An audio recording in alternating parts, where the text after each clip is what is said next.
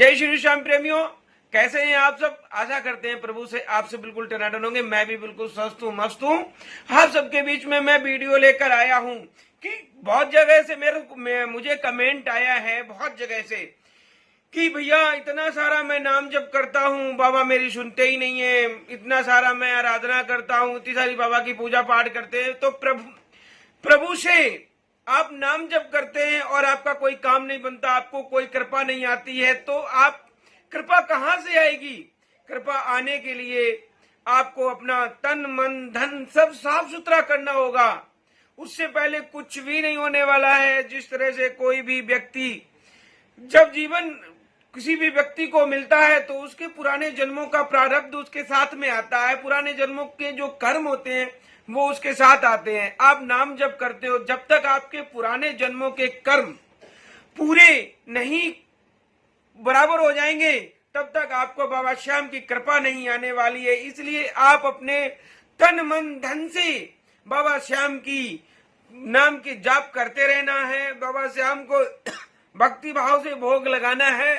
और आप ये भी सोच कर देखो कि आपने किसका दिल दुखाया, आपने किसको रास्ते चलते, जैसे कोई पशु है, पक्षी है, आपने कभी उसको पत्थर से मारा हो, किसी पशु को, बेजबान पशु को आपने डंडे से पीटा हो, तो ये आपके प्रारब्ध हैं, ये आपके कर्म है। आपको अपने नाम जप के साथ साथ आपको अपने कर्म भी ठीक करने पड़ेंगे। जिस तरह से कोई खेती होती है, बंजर खेती में बाजार से आप बीज लेकर आते हैं और बंजर खेती के अंदर डालते हैं, तो क्या आप वो पेड़ उगेगा? क्या वो पौधा उगेगा? क्या वो बीज अंकुरित होगा? आप बताओ, नहीं होगा ना। तो यही इसी प्रकार से है। जब तक आप नाम जप करेंगे, जब तक उसका तरीका नहीं समझेंगे, जब तक अपने मन को साफ नहीं करेंगे, जब तक अपने भाव नहीं लाएंगे बाबा के प्रति, जब तक आप किसी गरीब को कृपा नहीं करेंगे, क्योंकि बाबा ने आपको सब कुछ दिया, आप किसी को नहीं दे रहे हो ऐसा, क्योंकि हमारे शरीर में, हमारे दिल के अंदर ही सारे भगवान हैं। हर इंसान के अंदर भगवान होता है, हर इंसान के अंदर बाबा विराजमान है। अगर बाबा ने आपको दिया है तो आपको गरीबों की रक्षा करनी होती है, गरीबों को भोजन खिलाना होता है, गरीबों के ऊपर कृपा करनी होती है, गरीबों को देखभाल करनी होती है, पशु पक्षियों को दाना देना होता है, पशु को भोजन देना होता है, चारा देना होता है, मछलियों को आटे की गोलियां खिलानी होती हैं। अगर बाबा आपको 100 रुपए दे रहे हैं तो आपको 10 रुपए उसमें से दान भी करने हैं बाबा श्याम के नाम से, जो कि गरीबों को, पशु को, पक्षी को, मछलियों को, इस प्रकार से जब आप तन मन धन से कई लोग कहते हैं, मेरे को मैसेज भी आता है, धन तो बहुत मिला मुझे लेकिन धन मेरे पास टिका नहीं। धन इसलिए नहीं टिका आपके पास क्योंकि आपका तन तो आपने धो लिया लेकिन मन नहीं धोया। मन को भी साफ करना पड़ेगा। अब अपने मन की अंदर आत्मा है, उसको भी क्लियर करना पड़ता है। जब तक आप अंदर आत्मा को क्लियर नहीं करेंगे तब तक आपका कोई भी काम नहीं बनने वाला है। जब उसके बाद ही आपके काम बनते हैं। जैसे मैंने आपको बताया कि कोई भी क्रिया करते हैं वो आपकी क्रिया कामयाब नहीं होती है। क्यों नहीं होती है?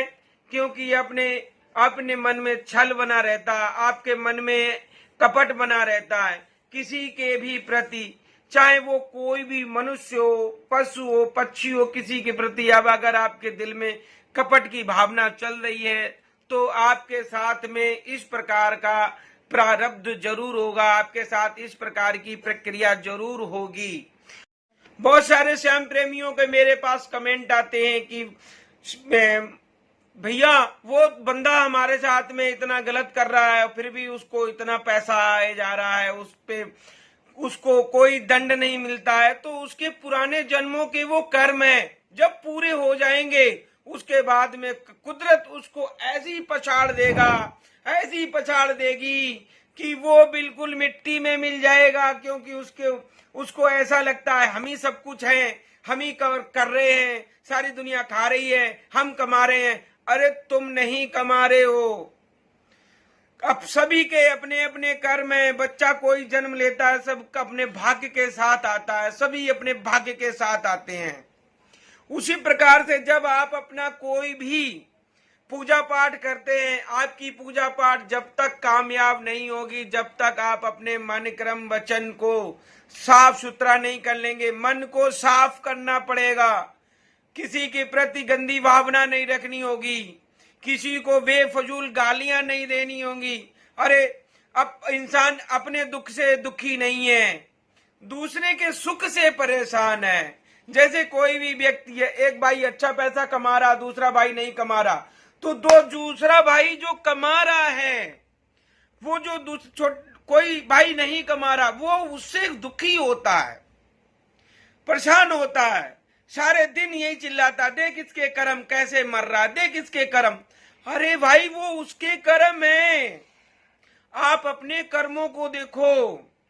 आपके अच्छे कर्म जो हैं वो पुराने जन्मों के हैं। इस जन्म में जो आप कर्म करते हो, वो कर्मों का जब लेखा जोखा पूरा होने के बाद में कुदरत आपको ऐसा पछाड़ मारेगी कि आप सोच नहीं पाओगे। कोई भी इंसान को कम मत समझो। बुद्धि सभी के पास होती है, ज्ञान सभी के पास होता है, किसी को भी कम ना समझो। कुदरत का फेर होता है, कर्मों का फेर होता है। कर्मों का लेखा जोखा जब पूरा हो जाता है तो उस टाइम संयोग और संजोग जुड़ जाता है, तो सारा काम बनने लग जाता है। और प्रभु ने जितना दिया है आप उसमें खुश रहना सीखिए। वचन, आपको झूठ नहीं बोलना होगा किसी के साथ। बेफजूल में झूठ की गवाही देना, बेफजूल में झूठ किसी को परेशान करना, बेफजूल में, ये कलयुग है। कलयुग में इसी तरह होता है, इसी तरह लोग परेशान करते हैं, इसी तरह लोग एक दूसरे को नीचा दिखाने की कोशिश करते हैं। वचन, आप किसी के साथ बदतमीजी नहीं करें, आप किसी के साथ गलत दुर्व्यवहार ना करें। दुर्व्यवहार करेंगे तो उसका फल भी आपको भोगने को मिलेगा। ये सारा काम करने के बाद में आप जब नाम जाप करते हैं तो एक एक नाम जाप में बाबा की वो शक्तियां आ जाती हैं कि वो शक्तियां आपको बहुत ऊंचाई तक ले जाती हैं। और वो जो दिव्य शक्ति आपके साथ आ जाती है तो आपका चेहरा अलग ही चमकने लग जाता है और आपकी समाज में वैल्यू बढ़ जाती है। जब बाबा की कृपा आप पे आती है तो आपके चेहरे पे वैल्यू बढ़ जाती है और आपकी किस्मत चमक जाती है। मैंने आपको जो बताया, ये सारा प्रक्रिया से ही आप नाम जाप करें तो आपका नाम जाप बिल्कुल कामयाब होगा। मेरे श्याम प्रेमियों, ये वीडियो मैं यहीं पे अंत करना चाहूंगा। और आपको वीडियो मेरा अच्छा लगे, लाइक शेयर सब्सक्राइब जरूर करना। ये आपका अपना चैनल है। जय श्री श्याम।